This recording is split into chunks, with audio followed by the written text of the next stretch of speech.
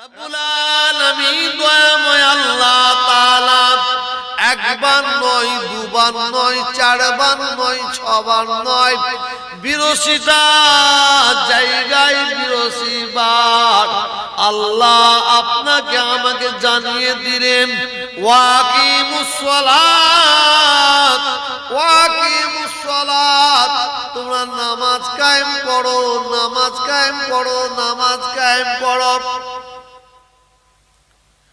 হযরতে আজরাইল সালাতুস সালাম বলেন, আয় আল্লাহর দোস্ত নবী,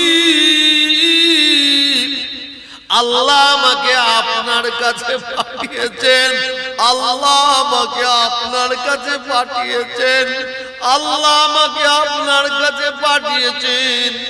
যদি আপনি আমাকে হুকুম দেন তবেই আপনার জান কবজ করব, আর যদি আপনি আমাকে হুকুম না দেন মুলাকাত করে চলে যাব। আমার নবী, আপনার নবী, দয়ার নবী, নূর নবী, নিষ্পাপ নবী, মাসুম নবী হযরতে আজরাইলকে বলেন, আজরাইল না না না না, আমি আর দুনিয়ায় থাকতে চাই না, আমি আখিরাতের দিকে রওনা হতে চাই, আমি আল্লাহর দিদার পেতে চাই। বলার সঙ্গে সঙ্গে হযরতে আজরাইল সালাতুস সালাম আল্লাহর নবীর সিনা মুবারকের উপরে, বুকের উপরে হাতটা রেখে দিলেন। আজকে আমরা এখানে বসে বসে আল্লাহ আল্লাহ রাসূলের কথা শুনছি, ঠান্ডা লাগছে, ঠান্ডা ঠান্ডা, নিচু দিয়ে ঠান্ডা উঠছে, উপর দিয়ে ঠান্ডা, কখন ছাড়বে রে বাবা, কখন ছাড়বে রে বাবা। আমার নবী, আপনার নবী, দয়ার নবী, নিষ্পাপ নবী, মাসুম নবীর কথা একটু চিন্তা করুন, চিন্তা করুন। এখনই জলসা শেষ হয়ে যাবে, তাবনাজাত হয়ে যাবে, তাবারকটা নিয়ে বাড়ি চলে যাব, মোটা মোটা কম্বল গায়ে দিয়ে দেবো, বালিশ মাথায় দিয়ে আরামে ঘুমাবো। আমি যে নবীর কথাই ঠান্ডার সময় গভীর রাত্রে বলছি,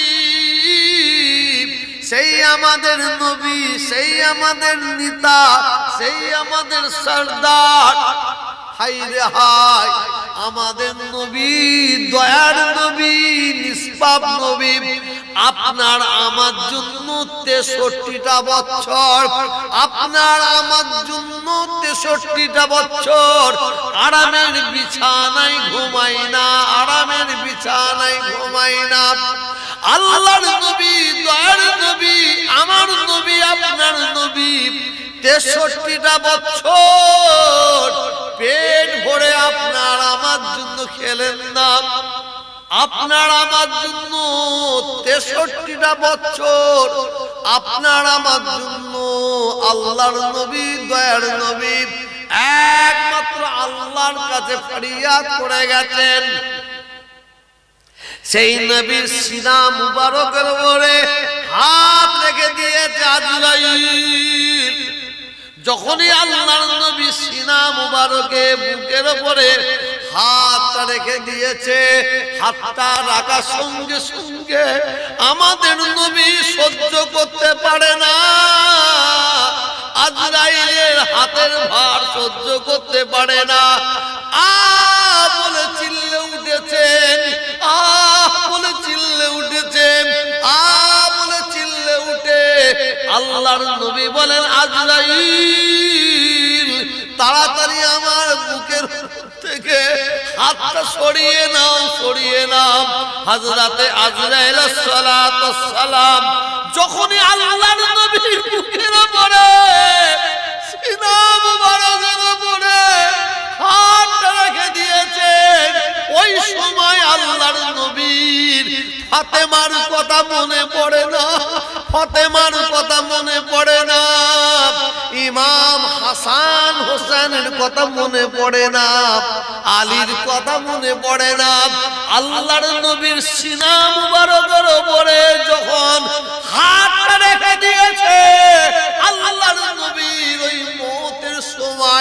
আমাদের সকলের কথা মনে পড়ে গেছে। আল্লাহর নবী, দয়ার নবী সঙ্গে সঙ্গে বলছেন, আজরাইল তুমি আমার বুকের উপর থেকে হাতটা সরিয়ে নাও। হযরতে আজরাইল হাতটা সরিয়ে নিয়েছে। আল্লাহর নবী, দয়ার নবী আজরাইলকে বলছেন, আজরাইল তুমি এত বড় নিষ্ঠুর, এত বড় নিষ্ঠুর, তোমার দিলটা এত পাষাণ। আমি নবী, আমার জানা ছিল না, আমার জানা ছিল না। এ আজরাইল, এ আজরাইল তুমি আমার বুকের উপরে হাত রেখে দিয়েছ, আমার বুকের উপরে তুমি হাত রেখে দিয়েছ। না না না, মনে হচ্ছে উহুদ পাহাড়টাকে তুলে নিয়েছে, তুমি আমি নবী আমার বুকের উপরে চাপিয়ে দিয়েছ। এই কথাটা বলার সঙ্গে সঙ্গে, এই কথাটা বলার সঙ্গে সঙ্গে হযরতে আজরাইল সালাতুস সালাম আল্লাহর নবীকে বলেন, এই আল্লাহর দোস্ত নবী মুহাম্মদুর রাসূলুল্লাহ, সকলে পড়েলেন সাল্লাল্লাহু আলাইহি ওয়াসাল্লাম, এই আল্লাহর দোস্ত নবী, আমি আজরাইল বলি, শুনুন শুনুন শুনুন, আমি আজরাইল আপনার আগে যত নবী পৃথিবীর জমিনে এসেছে, যত নবীর উম্মত উম্মতি পৃথিবীর জমিনে এসেছে, এমন কিনা আপনার যত উম্মত উম্মতি পৃথিবীর জমিনে এসেছিল তাদের জান কবজ করেছি। এই আল্লাহর দোস্ত নবী, আপনার আগে যত নবী, যত নবীর উম্মত উম্মতির জান কবজ আমি আজরাইল করেছি, এবং আপনার যত উম্মত উম্মতির জান আমি কবজ করেছি। হে আল্লাহর দোস্ত নবী, হে আল্লাহর দোস্ত নবী, আপনার এত আসানির সঙ্গে, এত আসানির সঙ্গে জান কবজ আমি আজরাইল করছি, কোন নবী, কোন নবীর উম্মত উম্মতির এবং আপনার যত উম্মত উম্মতির জান কবজ করেছি, এত আসানির সঙ্গে আমি কারো জান কবজ করি না। আল্লাহ রাসূল সাল্লাল্লাহু আলাইহি ওয়াসাল্লাম আজরাইলের কথা শুনে আজরাইলের মুখের দিকে তাকিয়ে আছেন। আল্লাহর নবী দুই চোখে কোনা দিয়ে পানি top top top top top top করে পড়ছে। আজরাইল তুমি আমাকে কি শোনালে? আজরাইল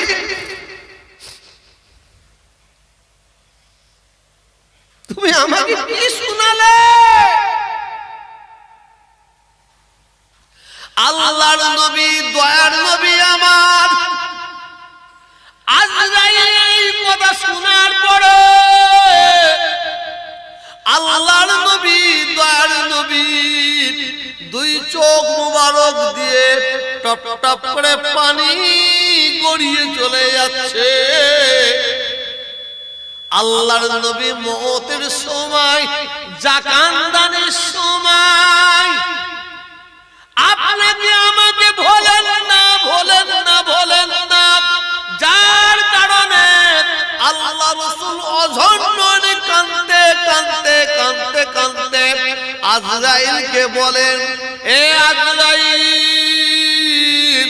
আমি নবী বলি শোনো, আমি নবী বলি শোনো, এই পৃথিবীর জমিনে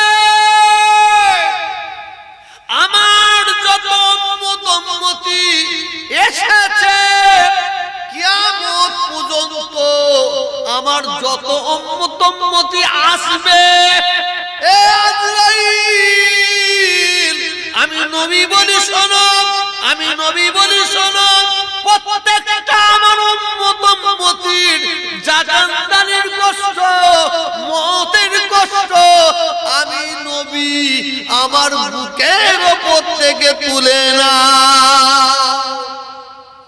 আজরাইল আমার উম্মত উম্মতিরা বুড়ো হবে, আমার উম্মত উম্মতিরা বুড়ো হবে, আমার উম্মত উম্মতিরা বাচ্চা শিশু হবে। এ আজরাইল তারা মওতের আযাব, মওতের সিদ্দত তারা সহ্য করতে পারবে না, পারবে না। অতএব আমার উম্মত উম্মতির মওতের আযাব, জাকান্দারের আযাব আমি নবী আমার বুকের উপর থেকে তুলে এলাম। জোরে বলা গেল না, বলবেন কি? আমরা তো মরে গেছি, আমরা বেঁচে আছি, আমরা মানুষ বেঁচে আছি, আমাদের হৃদয়টা মরে গেছে। যে রসুল আমাদের জন্য মওতের সময় আমাদের কথা ভুললেন না। আসুন আমি লাস্ট যে কথাটা বলতে চাই, এ বলি মুনাজাত করব, শেষ কথাটা বলতে চাই। রাসূল যখন দুনিয়া থেকে শেষ বিদায় নিয়ে চলে যাচ্ছেন, রাসূল আর কথা বলবেন না, বলবেন না, বলবেন না। রাসূলের জীবনের শেষ কথাটা হয়েছিল সালাত। মওতের সময় রাসূল কি বলছেন? সালাত, সালাত, সালাত। আল্লাহ রাসূল ইন্তেকাল হয়ে গেলেন, আল্লাহর ডাকে সাড়া দিয়ে ইন্না লিল্লাহি ওয়া ইন্না ইলাইহি রাজিউন। জীবনের শেষ কথা কি? একটু জোরে বলবেন তো। সালাত, নামাজ, নামাজ, নামাজ। মওতের সময় আপনি আমাকে এই মেসেজটা দিয়ে গেলেন। আল্লাহ বিরসিবার বললেন সালাত, সালাত, সালাত, সালাত। আর রাসূল মওতের সময়, জীবনের শেষ সময় আমাদের বলে গেলেন সালাত, সালাত, সালাত। নামাজ কায়েম করো। আল্লাহ আমাদের সবাইকে কবরে যাবার আগে পাক্কা নামাজি করে যেন আল্লাহ ইমানদার করে যেন কবরে বলুন আমিন। জোরে বলুন আল্লাহুম্মা আমিন। সকলে মিলে রাসূলের দরবারে সালাম। ইয়া নবী সালাম আলাইকা।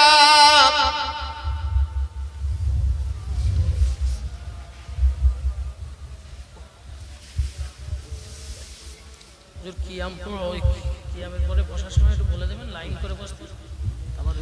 طلع البدر علينا من ثنيات الوداع وزمان شكر علينا مدى لله هداي يا نبي جوڑے جوڑے يا رسول يا حبيب سلامات নবীজি আব্বা আব্দুল্লাহ, নবীজি আম্মা আমিনা, নবীজির দুধমা হালিমা, আমাদের নবীর রওজা মদিনা। ইয়া নবী ইয়া রাসূল ইয়া হাবিব সালামাতুল্লাহ আলাইকা। ইয়া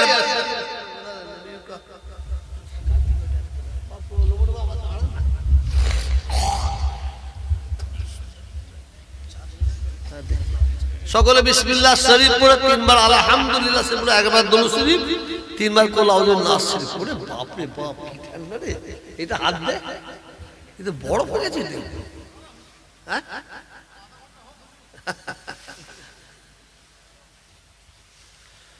আমি আপনাদের মুনাজাতের আগে একটা ঘোষণা করে দিই যে আপনারা জানেন। হ্যাঁ, আগামী 19শে ডিসেম্বর কলিকাতায় রানীর রাসমণিতে এক সভার ডাক দেওয়া হয়েছে কেন্দ্রীয় সরকারের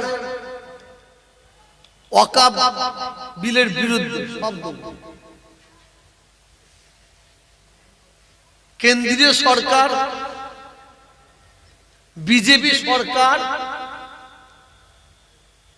ক্ষমতায় আসার পর থেকে এই ভারতবর্ষে কোটি কোটি কোটি কোটি উচ্চ শিক্ষায় শিক্ষিত ছেলে মেয়েরা চাকরি কিভাবে পাবে, জব কিভাবে পাবে, এই কেন্দ্রীয় সরকারের সেদিকে কোনো খেয়াল নেই, লক্ষ্য নাই। কোটি কোটি ছেলে মেয়েরা বিকার ঘুরে ঘুরে বেড়াচ্ছে, বড় বড় কলকারখানা করে তাদের থেকে রুজির ব্যবস্থা করা যাবে সেদিকে কোনো ভ্রুক্ষেপই নাই। কেন্দ্রীয় সরকার ক্ষমতায় আসার পর থেকে এর একটা ইস্যু মন্দির মসজিদ, মন্দির মসজিদ, হিন্দু মুসলমান, এছাড়া কোনো ইস্যু নাই। বিজেপির যে কোনো লিডার সারা ভারতবর্ষে যত লিডার আছে বিজেপির, যে কোনো লিডার যেখানেই বক্তব্য দিই, বক্তব্যের মাঝে ওদের ঘরে হিন্দু মুসলমানের কথা বলতেই হবে আর মন্দির মসজিদের কথা বলতে হবে, এছাড়া কোনো ইস্যু নেই। এই সরকার আস্তে আস্তে সব ভারতবর্ষের সব শেষ করে দিচ্ছে, বিশেষ করে মুসলমান কলজি হাত দিতে চলেছে। রেল বিক্রি করে দিচ্ছে, এয়ারপোর্ট বিক্রি করে দিচ্ছে, সব বিক্রি করে দিচ্ছে। মুসলমানদের কি সম্পদ আছে সেই দিকে লক্ষ্য পড়ে গেছে। ওয়াকফ সম্পত্তি, ভারতবর্ষে ওয়াকফ সম্পত্তি কেন্দ্রীয় সরকারের বাবার সম্পত্তি নাই। ভারতবর্ষে ওয়াকফ সম্পত্তি রাজ্য সরকারের বাবার সম্পত্তি নাই। এই সম্পত্তিটা হচ্ছে মুসলমানদের বাবার সম্পত্তি। আমাদের বাপ দাদা, আমাদের মুরব্বীরা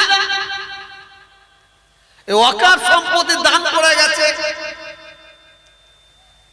পিছিয়ে পড়া মুসলমানদের কিভাবে টেনে তুলতে হবে, গরিব অসহায় বেওয়া এতিম তাদের কিভাবে সাহায্য করা হবে, মাদ্রাসা কিভাবে চলবে, মসজিদ কিভাবে চলবে, এতিমখানা কিভাবে চলবে, তার জন্য লক্ষ লক্ষ বিঘে জমি দান করে গেছে। সেই জমির উপরে এই শুকুনি সরকারের চোখ পড়েছে। এই সরকার হস্তক্ষেপ করছে। মনে রাখবেন, এই সরকার যদি আমাদের ওয়াকফ সম্পত্তি হস্তক্ষেপ করতে পারে, আমাদের মসজিদগুলো, মাদ্রাসাগুলো, এতিমখানাগুলো বিরান হয়ে যাবে। আপনার বাপ আমার বাপ মরে যাবার পরে এই কবরস্থানে কবর দিতে পারবেন না, তবে হ্যাঁ কবর দিতে পারবেন। আপনার বাপ মা মারা যাবার পরে, ভাই ব্রাদার মরে যাবার পরে আপনাকে ডিএম এর কাছে যেতে হবে। ডিএম তার ইজাজত তার লিখে নিয়ে এসে আপনাকে কবর দিতে হবে। মুসলমানদের কলজে হৃৎপিণ্ড হাত দেওয়ার চেষ্টা করছে। ইনশাআল্লাহ আমরা হাত দিতে দেবো না, বলি ইনশাআল্লাহ, এটা জোরে বলি ইনশাআল্লাহ। আমাদের প্রত্যেককে মনে রাখতে হবে, আমাদের সকলের মত হবে। এ দুনিয়া আপনাকে আমাকে ছাড়তেই হবে। এই দুনিয়াটা কারোর জন্য চিরস্থায়ী নয়, অস্থায়ী। আমি গত বছরও বলেছিলাম, আজকেও মনে পড়ছে, মনে পড়বে আমি যতদিন এখানে আসবো। এই জলসায় আমি আসতাম, পাশে একজন ফর্সা করে মানুষ বসেছিল, মানে আছে আপনাদের? কি ভাই? রফিক ভাই, কি সুন্দর বসে ওয়াজ শুনতো, মাথায় হ্যাট করে। আর যখন চাঁদা তুলতাম সেও ভাই চাঁদা দিত। আমি আর জোর করে বলতাম একটা গরু দাও, এই দাও বলতো। সেই ভাই কোথায়? তাহলে কিন্তু বাড়ি থেকে তুলে নিয়ে আসেন না, তো আসেন আজকে, যান বাড়িতে যান, তুলে নিয়ে আসেন। তুলে নিয়ে আসা যাবে? কথা বলছেন না কেন? যাবে? তিনি কোথায় আছেন? এই কর্মস্থানে। তিনি নয়, এই কর্মস্থানে যারা গত বছরে জলসা শুনেছি, হয়তো দুই একটা চলে গেছে, চলে গেছে। অতএব এইভাবে আমাদের যেতে হবে। আমরা তো যাব, যাবে, কবরে কি নিয়ে যাব? আখিরাতের সম্বলটা কি? আমরা আল্লাহ তাআলার দরবারে কি নিয়ে দাঁড়াবো? রব্বুল আলামিন আল্লাহ তাআলা আমাদের পৃথিবীর জমিনে পাঠিয়েছেন। ওমা খালাকতুল জিন্না ওয়াল ইনসা ইল্লা লিয়াবুদুন। পৃথিবীর জমিনে আল্লাহ আমাদের পাঠিয়েছেন, আল্লাহর একটা উদ্দেশ্য আছে। এই উদ্দেশ্যে আল্লাহ পাঠিয়েছেন। আল্লাহর উদ্দেশ্যটা কি? আল্লাহ আপনাকে আমাকে দুনিয়ায় পাঠাবার আগে সমস্ত মালাইকা ফেরেশতা দিগকে আল্লাহর ডাক পড়ালেন, ডাকলেন সমস্ত মালাইকা ফেরেশতাকে। আল্লাহর ডাকে সবাই সাড়া দিলেন। প্রত্যেকটা ফেরেশতা আল্লাহ রাব্বুল আলামিনের সম্মুখে হাজির। আল্লাহ তাআলা সমস্ত ফেরেশতাদের বললেন, আল্লাহ বললেন, হে আমার মালাইকা ফেরেশতারা, আমি আল্লাহ তোমাদের কাছে একটা মতামত চাইছি, যুক্তি চাইছি।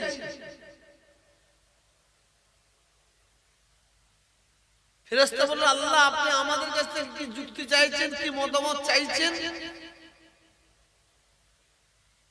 বলল, আমি আদম সন্তানকে সৃষ্টি করতে চাই। আদম সন্তান। ফেরেশতা বলল, আল্লাহ আপনি আদম সন্তানকে কেন সৃষ্টি করতে চাইছেন, কিসের জন্য? আল্লাহ বললেন, আমি আদম সন্তানকে সৃষ্টি করতে চাইছি, উদ্দেশ্য আমার একটাই, এরা আমি আল্লাহ আমার ইবাদত করবে, ইবাদত করবে আমার। সমস্ত মালাইকা ফেরেশতা আমাদের এন্ট্রি হয়ে গেল, আমাদের বিরুদ্ধে আল্লাহকে মতামত দিচ্ছে না। আল্লাহ আপনি আদম সন্তানকে সৃষ্টি করবেন না। আল্লাহ বললেন, কেন? আমার তো ইচ্ছে হয়েছে, আমার ইচ্ছে হয়েছে আমি আদম সন্তানকে সৃষ্টি করব। তোমাদের মতামত চাইলাম, তোমরা না করলে কেন? কিসের জন্য না করলে বলো? সমস্ত মালাইকা ফেরেশতারা বলছিল, আল্লাহ আপনি কেন সৃষ্টি করবেন, কিসের জন্য? আল্লাহ বলছেন, এরা আমি আল্লাহ আমার ইবাদত করবে, ইবাদত। তো সমস্ত মালাইকা ফেরেশতা এরা আমাদের বিরুদ্ধ হয়ে গিয়ে আল্লাহকে বলছেন, আল্লাহ না না না, আপনি আদম সন্তানকে সৃষ্টি করবেন না কেন? আল্লাহ এরা দুনিয়ায় এসে মারামারি করবে। ফেরেশতারা বলছে এরা দুনিয়ায় এসে মারামারি করবে, কাটাকাটি করবে, খুনোখুনি করবে, লিটালিটি করবে। আপনার ইবাদতের দরকার, ইবাদতের প্রয়োজন। আল্লাহ আমরা মালাইকা ফেরেশতারা আল্লাহ আপনার জন্য যথেষ্ট আছে। সমস্ত মালাইকা ফেরেশতারা আল্লাহ কথা শুনে নিয়ে যখন ফেরেশতারা বলছেন আল্লাহ আদম সন্তান দুনিয়ায় মারামারি কাটাকাটি খুনোখুনি করবে, লিটালিটি করবে, ফিতনা ফাসাদের মধ্যে জড়িয়ে থাকবে, আপনার ইবাদতের জন্য আমরাই যথেষ্ট আছি। আল্লাহ তখন সমস্ত মালাইকা ফেরেশতাদের বলতেন যাও যাও, আমি আল্লাহ তোমাদের ডেকেছিলাম তোমাদের মতামত জানতে, ডিসিশনটা আমি নেব, ফাইসালাটা আমি আল্লাহ করব, কিন্তু আমার ইচ্ছে হলো তোমাদের একটু মতামত জানি। মতামত পেয়ে গেছি, যাও যাও। আল্লাহ বললেন ক্বালা ইন্নী আ'লামু মা লা তা'লামুন, আমি আল্লাহ যা জানি তোমরা তা জানো না, যাও। সমস্ত মালাইকা ফেরেশতাদের আল্লাহ বলেন চলে যাও, আমি আল্লাহ যা জানি তোমরা তা জানো না। আল্লাহর বড় উদ্দেশ্যটা কি? এরা আমি আল্লাহ আমার ইবাদত করবে, ইবাদত মানে আল্লাহ এবং আল্লাহ রাসূলের হুকুম আহকামকে মানাটার নামই হচ্ছে আল্লাহর অর্ডারটা মানাটার নাম হচ্ছে, রাসূলের অর্ডার মানাটার নামই হচ্ছে ইবাদত। মেন মূল আসল কথা হচ্ছে আল্লাহ আমাদের যে কথাটা বলছেন তোমরা এইটা করো, এইটা করো, এইটা করো, এইটা করো, আল্লাহ যে কথাগুলো বলছেন সেই কাজটা করার নামই হচ্ছে, এটা জোরে বলুন, ইবাদত। এইটা করবে না, এইটা করবে না, এইটা করবে না, এইটা করবে না। এই আল্লাহ যেটা করতে নিষেধ করছেন নিষেধটা মানাটার নামই হচ্ছে কি বলুন, ইবাদত। অর্থাৎ আল্লাহ যে কথাগুলো আমাদের বলছেন আল্লাহর কথাটা মানাটার নামই হচ্ছে ইবাদত। ভাইজান অশুনার দরকার নাই, বিশ্বাস করুন, যেটা দরকার যেটা দরকার সেটা করুন। যে কাজটা করলে আল্লাহ খুশি হবে, আল্লাহ রাসূল খুশি হবে, আল্লাহর হাবিব খুশি হবে, আল্লাহ সন্তুষ্ট হবে, নবী সন্তুষ্ট হবে, আল্লাহ আপনার আমার উপর রাজি হয়ে যাবে, নবী আপনার আমার উপর রাজি হয়ে যাবে, সেই কাজটা করুন। আমি তো জানি, আপনারা সকলেই জানেন, আলেম ওলামাদের মধ্যে শুনেছেন, পীর মুর্শিদের কাছ থেকে শুনেছেন, আমাদের কাছে শুনেছেন, এমন একটা মাওলানা নাই যে মাওলানা এই কথাটা একবারও বলেনি। কোরআন পাকের মধ্যে আল্লাহ রাব্বুল আলামিন এক জায়গায় নয় ৮২টা জায়গায় আল্লাহ কি বলছেন, ওয়া আকিমুস সালাত, ওয়া আকিমুস সালাত, তোমরা নামাজ কায়েম করো। কি বললেন? নামাজ, নামাজ পড়ো নয়, নামাজ পড়ার কথা বলেন, নামাজ জোরে বলুন কায়েম করো। এটা হচ্ছে আলু লাগানোর মরশুম, মরশুমটা হচ্ছে আলু লাগানো। আপনি একটা বীজ আলু কাটুন, 4 টুকরো করুন, যেটা করে চাষিরা। 4 টুকরো করে আপনার বাড়ির সামনে একটু শাবল দিয়ে খুঁড়ুন, খুঁড়ে পুঁতে দেন, যে মাটি চাপা দিয়ে দেন, পানি ঢালেন। কি মনে করেন আলু পাবেন? আলু পাবেন? সম্ভব? আর আপনি জমিকে চাষ করুন, মাটিটাকে সুন্দরভাবে তৈরি করুন, একদম মোলায়েম মিহি সুন্দর মাটি তৈরি করুন। আর এক একটা গর্তই একটা করে আলু বসিয়ে যান, চাপা দিন, সময় সময় পানি দেন, সার দেন, গাছ হবে, সময় সময় পানি দিতে হবে। কিছুদিন পরে গাছ আপনা আপনি মরে যাবে, তখন আপনি জানবেন এবার আমাকে তুলতে হবে। চিন্তা করবেন, 8 ভাগা আলু বসিয়েছেন, 4 ভাগের 1 ভাগ আলু বসিয়েছেন, কিন্তু আপনি সুন্দর করে মেহনত করেছেন, সার দিয়েছেন, পানি দিয়েছেন, পোকা না লাগে তার জন্য ওষুধ দিয়েছেন, সুন্দর গাছ হয়েছে, সুন্দর গাছ। তারপরে গাছটা আস্তে আস্তে নুয়ে আসছে, আপনি আস্তে আস্তে গিয়ে মাটিটা খুঁড়ুন। 8 ভাগা আলু বসিয়েছেন, একটা আলুকে 4 ভাগ করেছেন, 1 ভাগ বসিয়েছেন, খুঁড়ে দেখেন ওখানে 1 কিলো 1.5 কিলো আলু পাবেন, 5টা 7টা আলু পাবেন। কেন বলুন? কেন? খুব যত্ন করেছেন, খুব যত্ন করেছেন।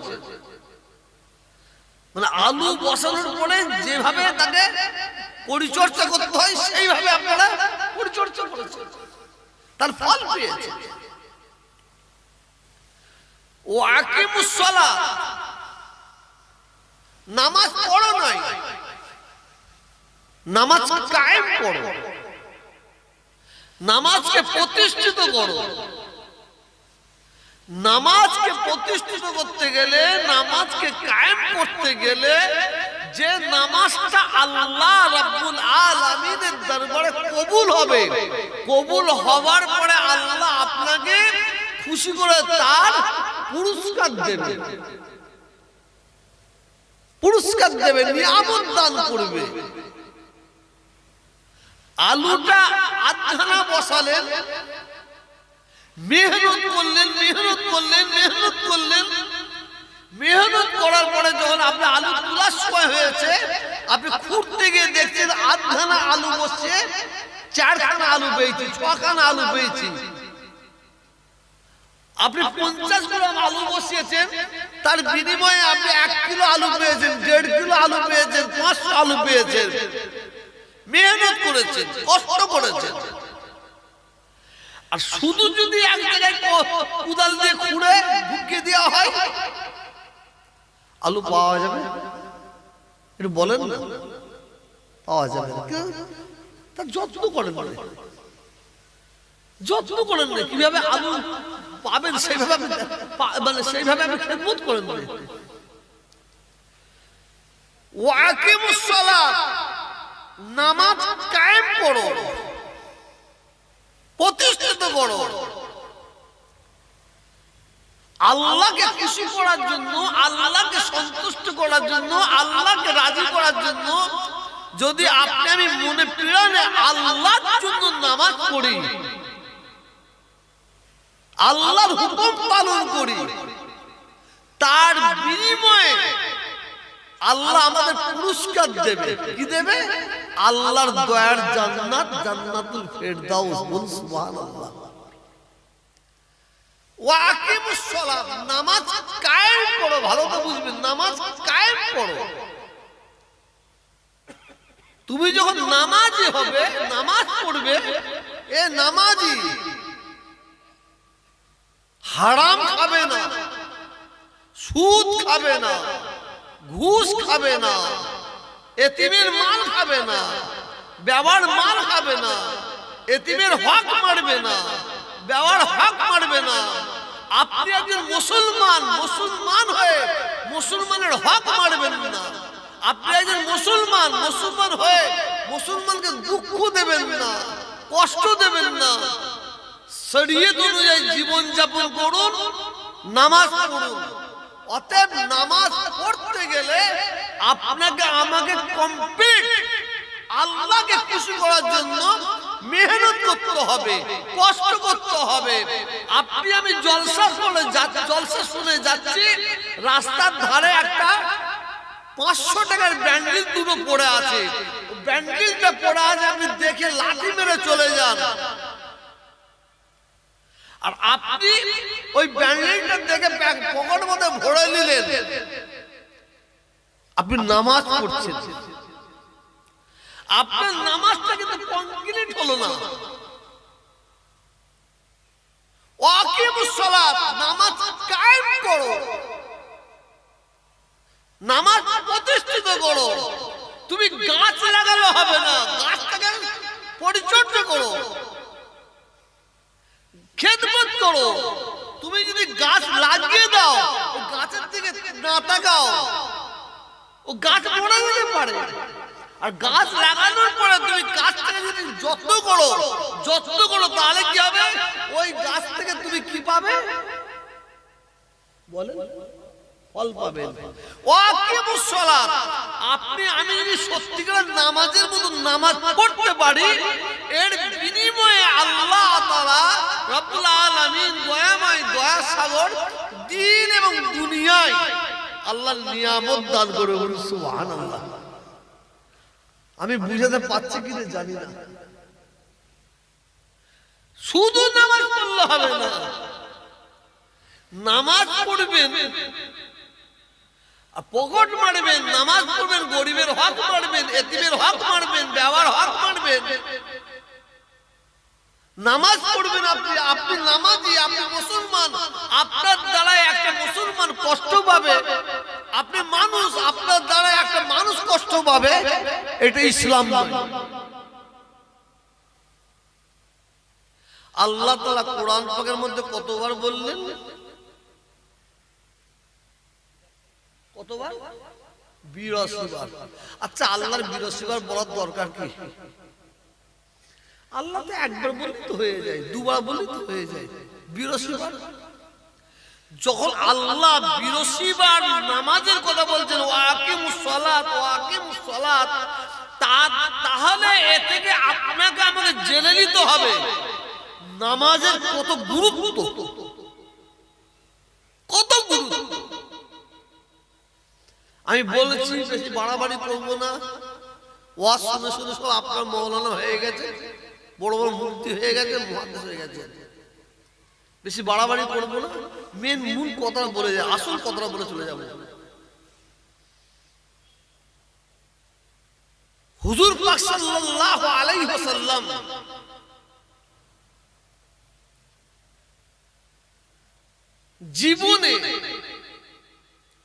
জীবনে আর কথা বলবেন না দুনিয়ায়, জীবনে। হুজুর পাক সাল্লাল্লাহু আলাইহি ওয়াসাল্লাম পৃথিবীর জমিনে কত বছর হায়াতে ছিলেন? 63 বছর।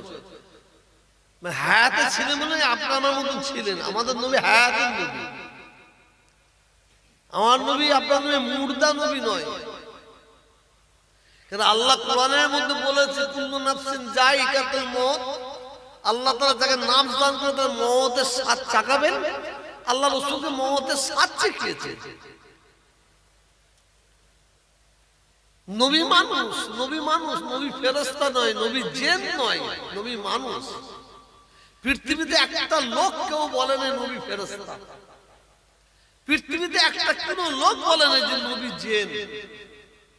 নবী মানুষ, অবশ্যই। আমরা মানুষ, নবীও মানুষ। আমাদের কেউ জিন বলে না, নবীকে কেউ জিন বলে না। আমাদের কেউ ফেরেশতা বলে না, নবীকে কেউ ফেরেশতা বলে না। নবীকেও মানুষ বলেছে, আমাদেরও মানুষ বলেছে। নবী মানুষ আর আমরা মানুষ, এ মানুষে মানুষে আসমান জমিন ডিফারেন্স। বলুন সুবহানাল্লাহ, একটু জোরে বলুন সুবহানাল্লাহ। আমি এদিকে যাচ্ছি না, তা আল্লাহ রাসূল দয়ার নবী জীবনের শেষ কথা আর বলবেন না। আর রাসূল পাক সাল্লাল্লাহু আলাইহি ওয়াসাল্লাম জীবনের শেষ বক্তব্য রেখেছিলেন, আর জীবনে কোনো বক্তব্য রাখবেন না। জীবনের শেষ বক্তব্যটা রাসূলের কোথায় ছিল জানেন? জানেন? জীবনের শেষ বক্তব্য ছিল রাসূল সাল্লাল্লাহু আলাইহি ওয়াসাল্লামের, আমরা সবাই জানি। যে পাহাড়ে উঠেছিলেন মা হাওয়া, বাপ আদম আলাইহিস সালাতু ওয়াস সালাম, সেই পাহাড়টার নাম হচ্ছে জাবলে রহমত পাহাড়। জাবলে রহমত পাহাড়, অনেক ওয়াকিয়া, অনেক ঘটনা। জাবলে রহমত পাহাড়ের উপরে আল্লাহ আমাদের আদম আলাইহিস সালাম, মা হাওয়া আলাইহিস সালাম আল্লাহ তাআলার দরবারে দুটো হাত তুলে মাপ চেয়েছিলেন, আর ওই জায়গায় মা হাওয়াকে বাপ আদমকে আল্লাহ মাফ করেছিলেন। বলুন সুবহানাল্লাহ। এটা অন্য ঘটনা আছে, যাচ্ছে না। কিন্তু ওই পাহাড়টার সম্পর্কে আমরা সবাই জানি, জাবলে রহমত পাহাড়, জাবলে রহমত পাহাড়। এই পাহাড়ে মা হাওয়া বাপ আদম আলাইহিস সালামকে আল্লাহ মাফ করেছিলেন। কিন্তু ওই পাহাড়ের তো আরেকটা ঘটনা আছে, এটা অধিকাংশ হাদিসে, অধিকাংশ মুসলমান আমরা জানি না। পাহাড়টা খুব উঁচু নাই, খুব উঁচু নাই, খুব নিচু নাই, মিডিয়াম সাইজে। তো উঠতে অন্তত 15 মিনিট টাইম লাগবে, 20 মিনিট টাইম লাগবে। আল্লাহ আমাকে 8 বার উঠিয়েছিলেন। খুব উঁচু নাই, খুব নিচু নাই, ওই পাহাড়ের আরেকটা ঘটনা আছে।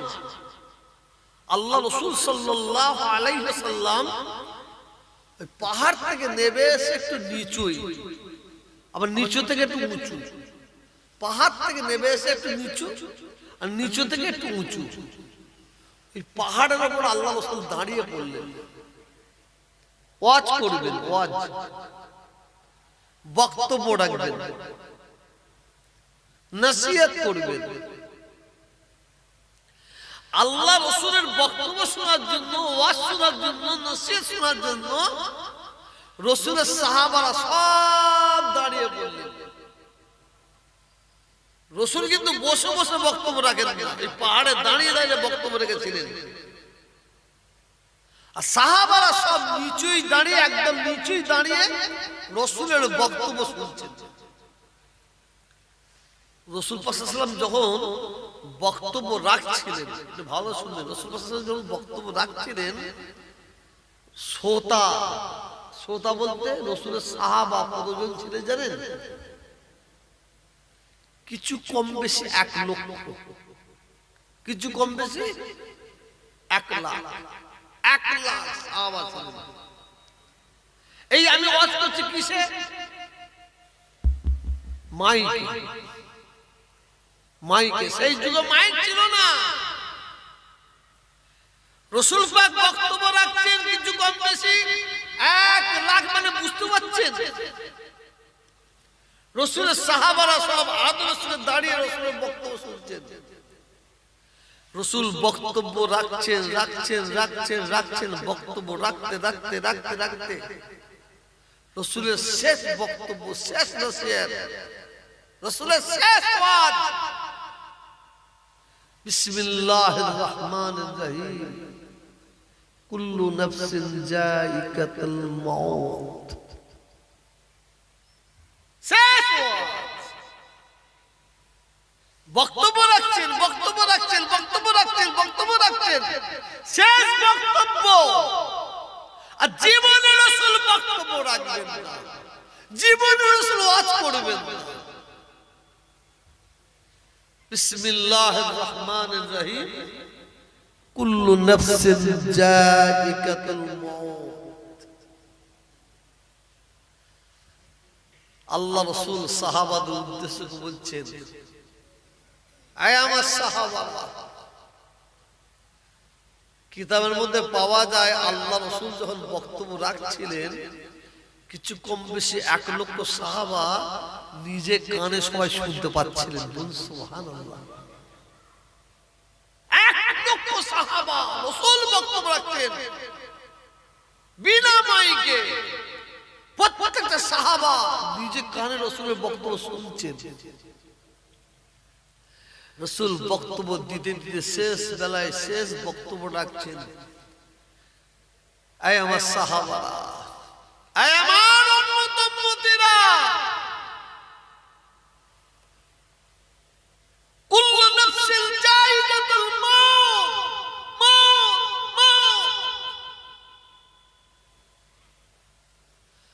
আল্লাহ তাআলা যাকে নাজ দান করেছে ওই ব্যক্তিকে আল্লাহ তাআলা মওতের স্বাদ চাখাবেন। অতএব আমি তোমাদের নবী, আমি তোমাদের রাসূল, আমি তোমাদের পয়গম্বর বলি শোনো, হয়তো তোমাদের মাঝে আমি আর বেশি দিন থাকবো না। আমি আর তোমাদের মাঝে বেশি দিন থাকবো না। আল্লাহর ডাকে আমাকে সাড়া দিতে হবে। আল্লাহর ডাকে আমাকে সাড়া দিতে হবে। তোমাদের মাঝে আমি বেশি দিন থাকবো না, তবে আমি তোমাদের কাছ থেকে চলে যাব। তো যাবার সময় তোমাদের কাছে 2টো জিনিস রেখে দিয়ে যাচ্ছি। কটা জিনিস? এটা চিল্লে বলুন না। 2টো জিনিস রেখে দিয়ে যাচ্ছি। এই 2টো জিনিসকে তোমরা মজবুত করে ধরবে, আঁকড়ে ধরে থাকবে। নবী বলছেন এই 2টো জিনিসকে তোমরা মজবুত করে ধরে থাকবে। আমি নবী বলছি, এই 2টো জিনিসকে যদি তোমরা মজবুত করে ধরে রাখতে পারো, দুনিয়ায় কেউ তোমাদের ক্ষতি করতে পারবে না, তোমাদের কেউ বরবাদ করতে পারবে না, তোমাদের কেউ শেষ করতে পারবে না, তোমাদের কেউ ধ্বংস করতে পারবে না। আমি নবী বলছি। মনে রাখবেন, নবী যে কথা বলেন সেই কথাটা নবীকে আল্লাহ বলান, ঠিক না বেটি? এটা জোরে বলুন। আমি নবী বলছি। 2টো জিনিসকে তোমরা মজবুত করে ধরে থাকো। তোমাদের কেউ ক্ষতি করতে পারবে না, ধ্বংস করতে পারবে না, তোমাদের কেউ শেষ করতে পারবে না। কটা বলুন ভাই? এটা চিল্লে বলুন না, আরো চিল্লে বলুন। 2টো। একটা হচ্ছে আল্লাহর বাণী 30 পারা কোরআন শরীফ, আর 2টো হচ্ছে, দ্বিতীয় হচ্ছে হাদিস শরীফ। একটা হচ্ছে কোরআন শরীফ আর একটা হাদিস শরীফ। এই 2টো জিনিসকে তোমরা মজবুত করে ধরে রাখো। শোনো, এরপরে কি বলছি শোনো, শোনেন এরপরে কি বলছি শোনো। আমি নবী এটাও বলি, এই 2টো জিনিসকে যদি তোমরা ছেড়ে দাও, এই 2টো জিনিসকে যদি তোমরা ছেড়ে দাও, তোমরা ধ্বংস হয়ে যাবে, তোমরা বরবাদ হয়ে যাবে, তোমরা শেষ হয়ে যাবে। আজকের এই যুগের মুসলমান, বাংলার মুসলমান, ভারতের মুসলমান, সারা ওয়ার্ল্ডের মুসলমান মার খাচ্ছে, লাঞ্ছিত হচ্ছে, বঞ্চিত হচ্ছে, পদদূলিত হচ্ছে। সেই রসুলের কথা ভুলে গেছে। রসুল বলেছেন দুটো জিনিস ছেড়ে দিলে ধ্বংস হবে, শেষ হবে। আজকে মুসলমান আল্লাহর কোরআন ভুলে যাচ্ছে, নবীর হাদিস ভুলে যাচ্ছে। জাবরে রহমত পাহাড়ের একটু নিচুই বলেছিলেন, আসুন আসুন মনোযোগ দিয়ে শুনুন। আল্লাহ কতবার বললেন নামাজের কথা? একটু জোরে বলুন না ভাই। 82 বার। রাসূল পাক সাল্লাল্লাহু আলাইহি ওয়াসাল্লাম অসুস্থ হয়ে গেলেন, বিমারে পড়ে গেলেন। রাসূলের কি অসুস্থ হলো, কি বিমার হলো? রাসূলের ক্যান্সার হয়ে গেছিল নাকি? রাসূল অসুস্থ হয়ে বিমার হয়ে আল্লাহ তাআলা তাকে সাড়া দিয়ে চলে গেলেন আমাদের এতিম করে দিয়ে। রাসূলের কি এমন, নবীর কি এমন বিমার হলো? ক্যান্সার হয়ে গেল। রাসূলের ক্যান্সার হয়েছিল নাকি? ব্রেন স্ট্রোক হয়েছিল নাকি? হার্ট স্ট্রোক হয়েছিল নাকি? কিডনি ড্যামেজ হয়েছিল নাকি? না।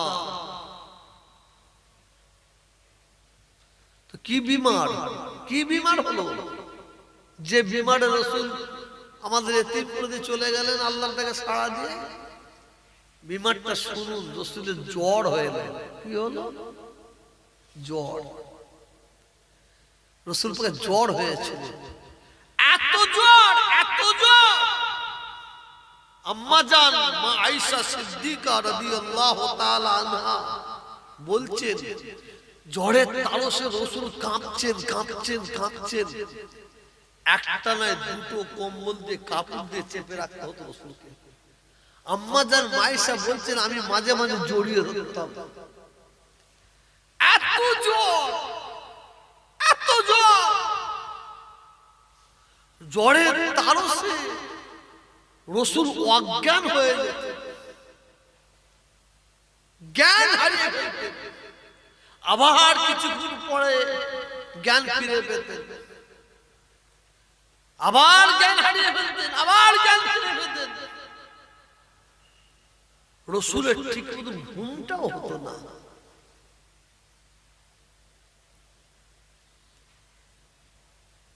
গভীর রাত্রে